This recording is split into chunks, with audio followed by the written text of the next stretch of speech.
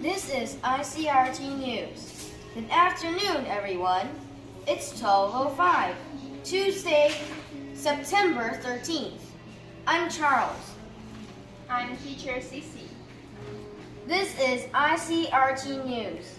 Today's news is about wild Taiwan monkeys are not pets. Let's begin. I love monkeys, and we have a special monkey here in Taiwan.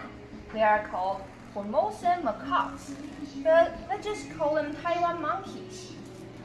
台湾有一种特别的猴子，叫做台湾猕猴。Taiwan monkeys are different from monkeys anywhere else in the world. But Taiwan's monkeys are wild animals, and wild animals are not pets. Some people take baby Taiwan monkeys and make them pets. 有一些人把野生的台湾猕猴当成宠物来养。It might sound like fun to have a monkey for a pet, but they are not pets. They are wild animals, and they should be free. So, now there is a new rule. From this year, no Taiwan monkey can be a pet. 从今年开始，不可以把台湾猕猴当宠物养，应该要让它们自由。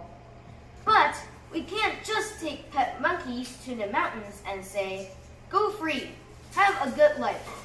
Those pet monkeys don't know how to live in the wild.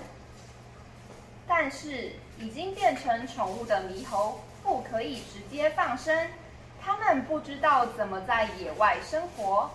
So, the new rule says people who already have pet monkeys need to get a special paper.